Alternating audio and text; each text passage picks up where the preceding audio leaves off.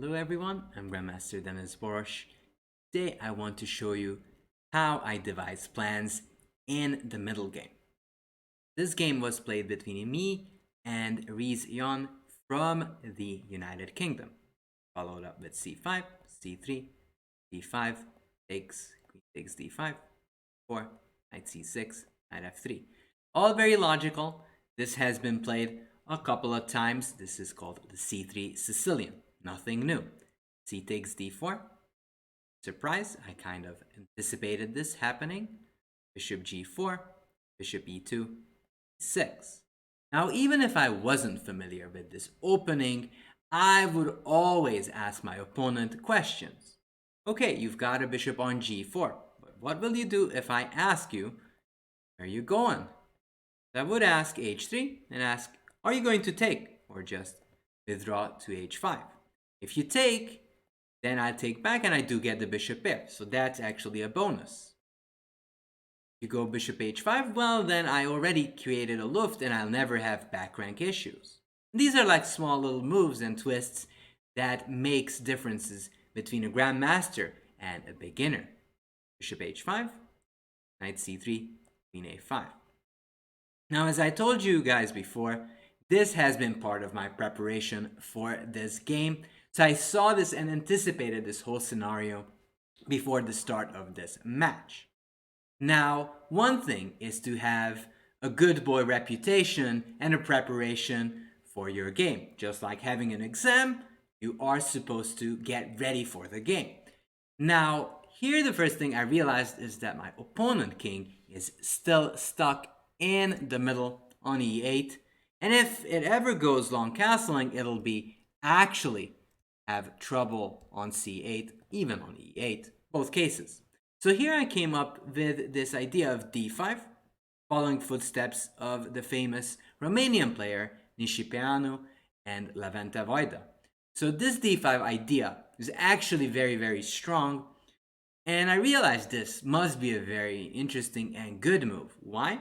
Because if black cannot, and black really cannot castle long, then it'll take lots of moves for black to castle. It'll take 1, 2, 3 moves to castle, and black is yet to deal with the threat on this knight via d5, d takes c6. So the following things are the ones that black has to deal with at the moment. The king in the middle, this knight on c6, this knight on e6, and this bishop is a little bit loose. Also, I have pressure on that, have a knight over there, jumping to d4, and I'm just one move away from castling, which makes this position quite pleasant for white. He takes d5, knight d4. Now I do give up a pawn, and that actually comes down to the question how to think about this position once your preparation ends. So my preparation ended roughly around here, saying I will have enough play, my opponent's king is still stuck in the middle, I should have some good compensation. However, you always have to think a bit outside the box whenever you get into the opening middle game phase. So here I had to realize that I'm down a pawn, which in the long term is not good. However, as my opponent's king is in the center, I will be able to attack it. Bishop takes c2, queen takes c2, check. So once I realized that, I made sure that every move I made was forcing. Bishop e7, I take c6. Again, forcing my opponent to deal with threats. c6, castles. Now, even though I am playing for the initiative, that is the attack, it is very important to put my king into safety first. Now, my opponent played rook d8, but if my opponent was to try knight f6, I have rook e1 immediately, pressing down the e7 bishop, having a very, very good position. However, my opponent played rook d8, and now I came up with the idea of bishop d2. Not only am I planning to bring in the other rook, but planning to harass that lady on a5. d4, knight e4, e5. And this is critical position number 2. Now, most of the time when anyone ask you what is chess about, you answer, you want to checkmate, it's all about checkmating. However, reality is much different.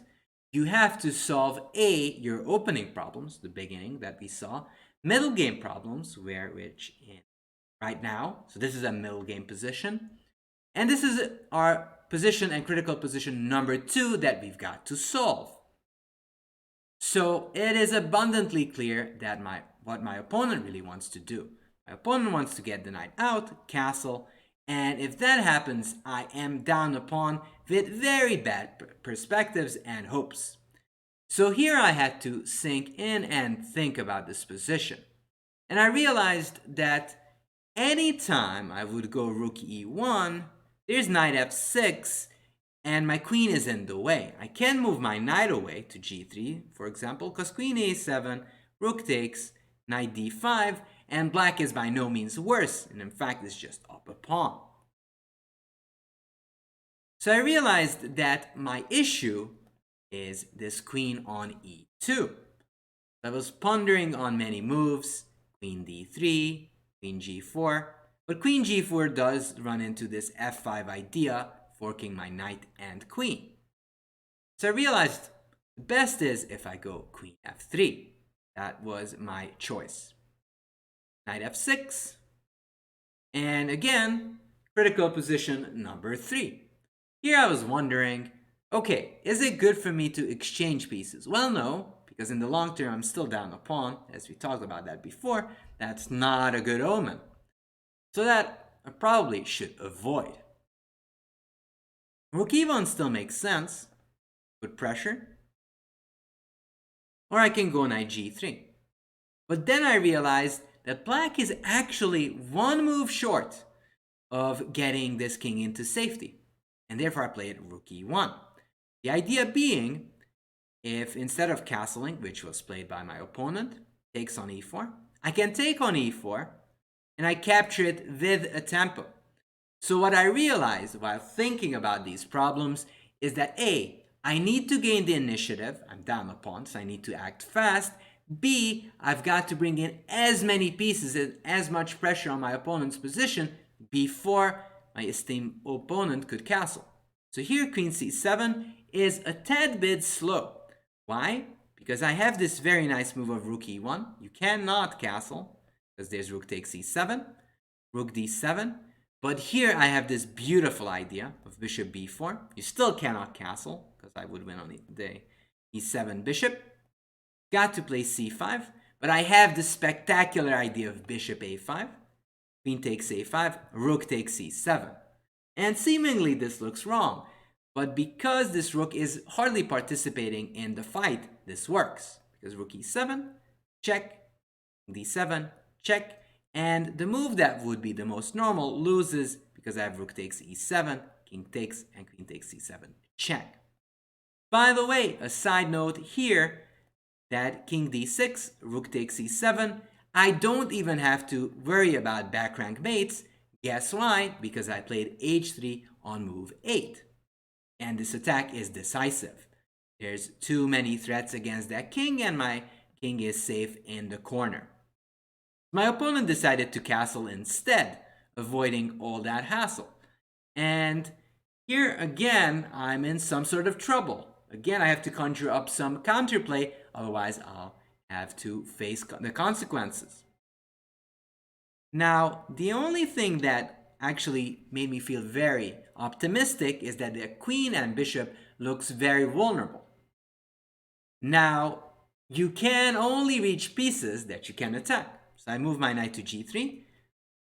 Seemingly passive, but in fact it's heading towards this juicy square of knight f5. Queen c7, knight f5. And once the knight arrives on f5, I have pressure on that bishop and set up multiple threats. Even sometimes some queen takes c6 ideas. But if black would go bishop c5, I would have an even more amazing idea, and that is knight takes g7. If king takes g7, bishop h6 check. Now you can't take that double gift, because after takes, king h5, g4 is checkmate. There's no running away for the king. So black has to defend his bishop, otherwise I would just sacrifice on g7. My opponent played rook e8 with the blissful mindset that if I take, knight takes c7, queen e7, queen takes c6, yes, I win the pawn back, but he was already up a pawn, so that wouldn't worry my opponent. However, there is another thing that you have to value in chess, and that is tactical vision. So, from the beginning, I had a good preparation, which gave me the idea that I should go for the initiative, because my king was safer and my opponent's king wasn't stuck in the middle. So, all of my moves were in the mindset of attack, attack, attack, attack. So, this is in the same way. In fact, I'll give you guys a bit of time to find the next move. The next move is like hitting the jackpot. I will be attacking all the pieces and win the game. White to move and win.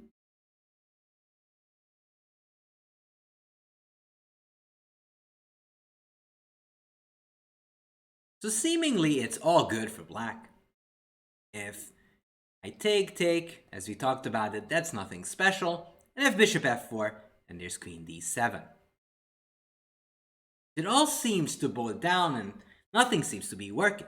However, pattern recognition and tactical vision can save you the day and even win you games in a couple of moves in this position. We're not even reaching move 30 and my opponent will be resigning.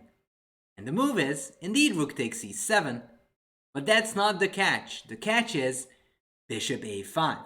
And after this move, my opponent resigned. Why? Well, if you move the queen, that rook is hanging. And I will just up in exchange with no compensation whatsoever for Reese. However, if queen takes a5, I have knight takes c7 check, king h8, knight takes c6, and I hit the bullseye. My knight goes full throttle and picks up all the pieces. The rook on e7, the rook on d8, the pawn on c6, and it is game over. The queen c7, I take, queen takes, rook d1, and not only that, the pawn will fall.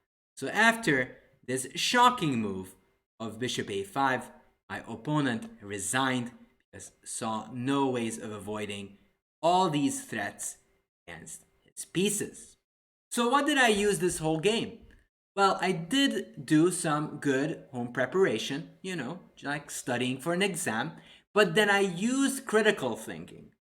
First off, I thought for myself, okay, I'm down a pawn, so what I need to do? And I realized, okay, I have to go for the attack, because that's the only logical way to follow up. And afterwards, what helped me is the mindset that there must be a tactic there.